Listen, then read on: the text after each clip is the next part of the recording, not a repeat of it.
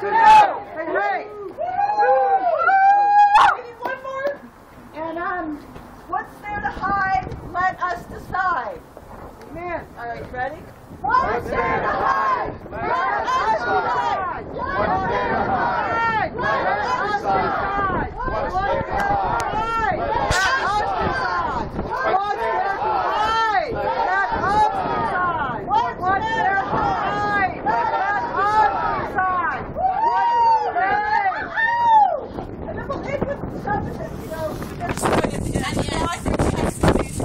Alright, yes. So everyone knows I'm Tana. I'm out here at Food and Water Watch. And we are working on labeling genetically engineered food in Santa Fe.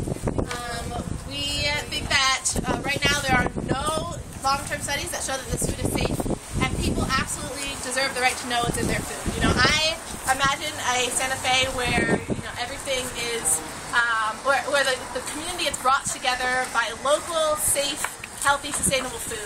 And I want to be able to walk down the grocery store aisle and pick out the healthiest food for myself and my family. So that's why I'm out here every day working for this, and we have some great speakers. So we're actually going to start it off with Poki Piottin, who is from Gaia Gardens. He's a farmer in Santa Fe, and he's going to talk a little bit about why he cares about this. I didn't know I was first. Hey Dave. So I'm a really small farmer, and I'm a new farmer also, but I'm pretty concerned about GMO. I mean, I was concerned before I became a farmer, but now it's becoming more relevant.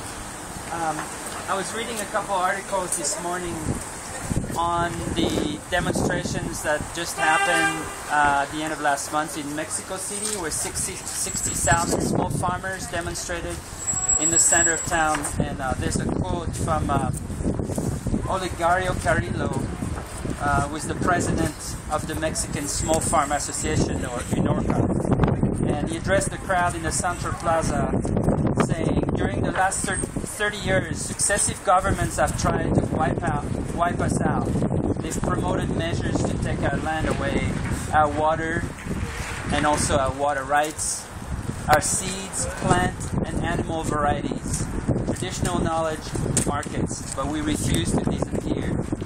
For peasant farmers, GMOs represent looting and control.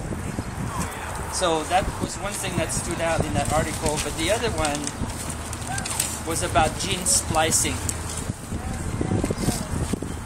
For years, Monsanto, Pioneer, DuPont, and Doe, and other companies in the biotech industries have insisted that genetic modification is just like nature, only better. Their claim is that genetic mutations happen in natural settings, so making them happen in a lab setting is just giving nature a nudge in the right direction. They try not to mention that genetic modification of plants uses genes from animal and other foreign species that would never end up in the plants or our food on their own. They also do everything possible to bury studies on the negative health effects of GMO food, including cancer. So, that was the official announcement. The other thing for me, in dealing with plants and soil and seeds on a daily basis, I'm just starting to get kind of attuned to the sacredness of the seeds. And so I started reading a lot about other cultures, in particular south of the border, like the Mayans, and how they revere the seeds. They didn't let us, even other people, touch the seeds that were outside of their clan. It was so sacred. When they actually gave seeds away, it was during a wedding. And the wedding was as much of a wedding of the seeds to kind of invigorate the gene of the species as it was a marriage of people. So that's the main thing that, really troubles me. The pollution of our food and what we're given to eat is one thing, but the desecration of seeds is something that, indigenous people have just preserved and bred these seeds and kept them for us for millennia. And all of a sudden we're tinkering with them and just, really creating something that that may end up in us losing all these varieties of seeds that have been, just kind of handed down with great reverence and prayed over, and so I'm a little choked here when I think about it, because I sell seeds here, and when I touch the corn, and I brought some corn actually for our council member, Peter, right? Yes. And but I'll finish on this. During the earthquake in Guatemala in '79, it was such a devastation that they lost all their crops. It was buried under, mountains of mud. And there was one village where this man was walking around with a little bag, highly decorated, and everybody was bowing to him because he had been able to preserve two ears of corns like that, which for the village meant that they could actually, over several seasons, actually bring back enough seeds where they could have a crop again. So that's for me what seeds represent, and it's really a pretty sacred thing. So I brought you some seeds. Yay! Some blue corn. Thank you. Fabulous. And I brought you some marigold from my own garden. Oh! Thank you so much.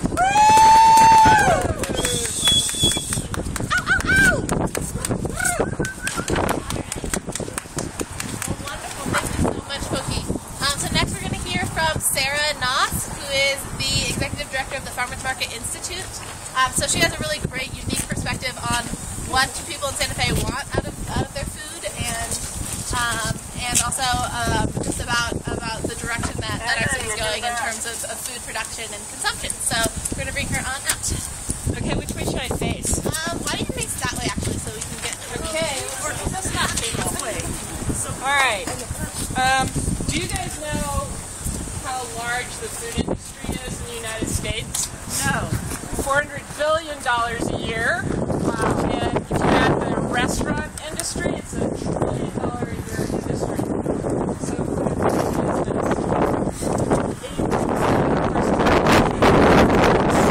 80% and creates a lot of greenhouse gases as it travels a long way. Did you know that 70% of the antibiotics used in the United States? So that's not so great. As you know, the monoculture farms where they have acres and acres of more genetically modified seed plants, so they can flood it with Roundup, as you probably know. So not only is it bad for our health, it's also eating about 3 pounds of toxic pesticides a year. We use 3 billion pounds of toxic pesticides a year. And in the United States, it translates 3 pounds per person that we're consuming. A lot of that is because genetically modified plants can handle being flooded with Roundup, things like that. So then all that food gets trucked to processing plants, and we probably travel about 5,000 miles round trip just to get processed and back into the stores. So there's a lot of agricultural production that's really not good for the land, the water, or our air. We used to eat 80,000 different kinds of crops. Now we're kind of down to basically 5 major crops that we eat. And corn is a big one, cotton, rice, soy, all of that stuff is now primarily genetically modified here in the United States.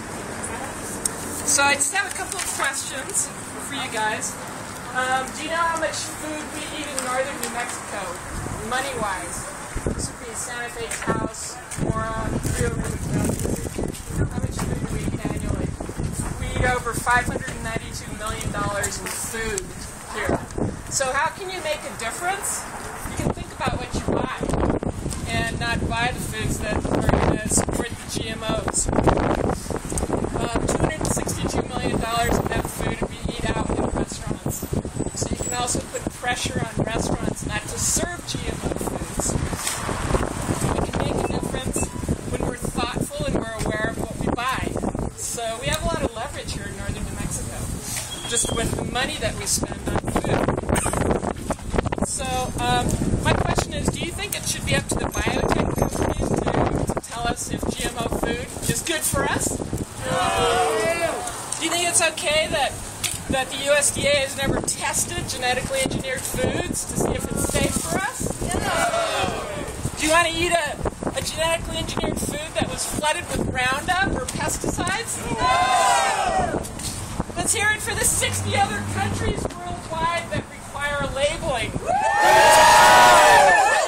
why is it that 82% of Americans want mandatory labeling of food and it's not happening? Why? I don't get it. So why shouldn't Santa Fe be the one to start? So buy local, eat local. It's also a good way. Local farmers are very good stewards of the land. They grow sustainably. They don't use genetically modified seed. So that's another way to vote with your pocketbook and your mouth. And I think really, let's just face it, if 82% of Americans want to know what they're eating, I don't see why the politicians can't say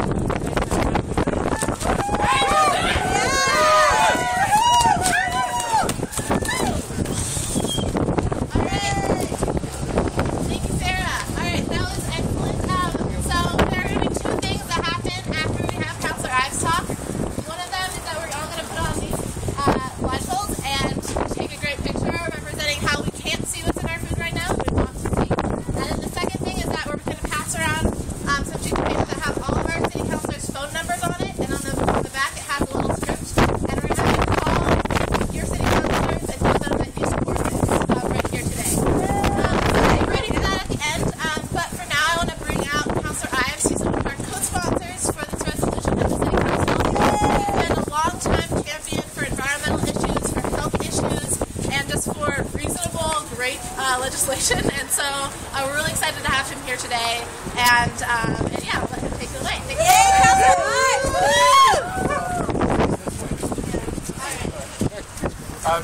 Just for those who don't know me, my name is Peter Ives. I'm a councilor here in the city of Santa Fe from District 2, which is the southeast segment of the city. Councilor Wirth and I are the two councilors from our particular district. And I suppose food issues and labeling actually has been are issues that have been important in my life for a long period of time. In fact, I think I hate to say it, but probably before Hannah was born, one of my first jobs coming out of college was working for a group called the Community Nutrition Institute, which was a food policy advocacy group based in Washington, D.C. And believe it or not, the issues that were current at that time all involved food labeling. At that point in time, the focus was a little different. The genetically modified organisms and foods had not come on the scene yet, but various food processors were using different types of machinery, for instance, to debone meat, that along with the meat would take along gristle and cartilage and tissues of all sorts, and in fact fine bone particles that would be incorporated into meat products. And at that time we were advocating for labeling honestly what goes into food products so that people could make informed decisions about what they wanted to eat. So it's interesting that the battles really haven't changed over the last, that was the mid-70s, so about 35 years ago now. Also wanted to point out another interesting thing that's happening back in Washington, D.C., in fact, in front of the FDA currently, also regarding labeling, and this one is a sort of interesting twist, if you will, on most labeling issues. The dairy industry recently petitioned the FDA to be allowed to not have to label milk products that include aspartame, one of the artificial sweeteners, because they thought, their thinking is the following: if it's lower sugar in milk, it'll be more healthy for the kids. But they're afraid that kids and their parents won't want to drink milk that says it's sweetened with aspartame and other sweeteners. So they petitioned the FDA to allow them to not have to label the fact that they're putting aspartame into kids' milk as a means of inducing kids to drink more of it. So it's a real strange twist on where our thinking is, which perhaps is at times not unusual back in D.C. You can comment on that to the FDA by May 21st for anybody who's interested in that issue. I think of the old windmill dairy inside out of Estancia. There's a local producer who, let's just say, is not part of the humongous agribusiness, and they're bringing you fresh, wholesome products at places like the farmer market. And isn't that a more healthy way to deal with our food industry? A lot of it, we talk about the GMOs, but many ask, what are the risks associated with those? And while there are many that can be identified, there are sort of three primary ones, and I just wanted to make sure we were all conscious of those, because it really speaks to why it's important that labeling be permitted to go forward. The first is what allergenicity, and that's basically when you have the transfer of genes in commonly allergenic foods, it's discouraged unless it can be demonstrated that the protein product of the transferred gene is not allergenic. And again, allergies and allergic-related diseases are on a significant increase across our country. Not allowing for proper labeling, again, takes that opportunity for people to make that choice to not expose themselves, takes that away from them. So again, we're advocating for that. Gene transfer is another one of those risks, and that's gene transfer from genetically modified foods to cells of the body or to bacteria in the gastrointestinal tract would cause concern if the transferred genetic material adversely affects human health. That gets back to the testing that Sarah was talking about. Really, all these products should be thoroughly tested before they're on our shelves, and even then they should be labeled in any event.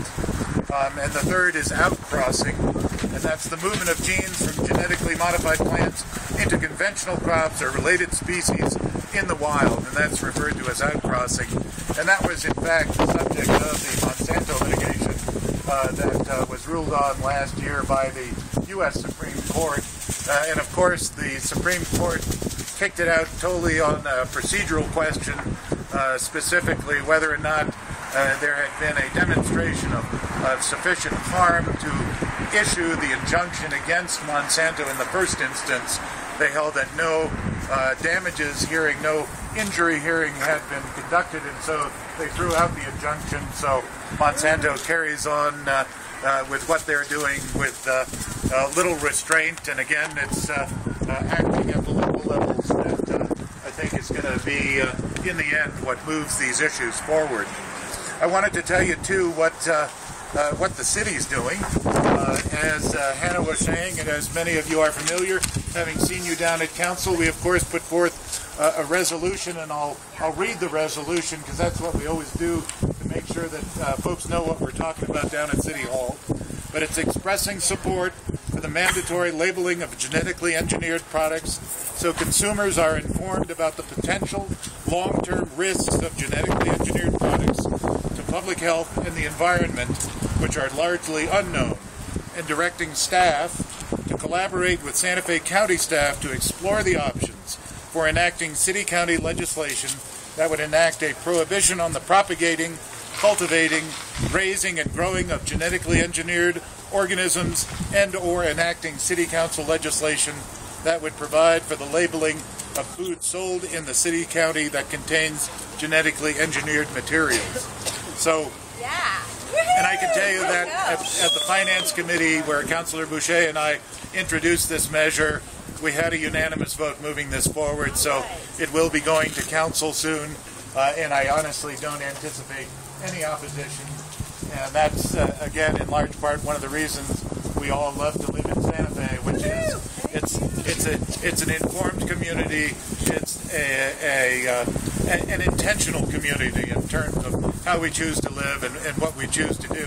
And I just wanted to give shout out to 3 organizations here in Santa Fe in connection with these issues and with food in Santa Fe. And first, of course, is the Farmers Market for all it does, bringing and making local farm-to-table produce, products, meats, everything available to all of us. Another local group I would give a shout-out to is the La Montanita Co-op, a food co-op over on the north side. Again, they deal in non-antibiotic meats and fresh produce, so again, do a great job. And then third, it's a shout out actually to my neighbor, Tim Lanahan, who is the general manager at Whole Foods. For those who don't know, Whole Foods announced today that it was going to require labeling on all genetically modified organisms and foods that make its way onto their shelves, so that you will have the right to determine that, to find out for yourself, and to make your own choice on buying genetically modified products. So go Whole Foods. Thank you very much for coming out today on a cold but brisk and beautiful spring day in the Rockies. Thank you.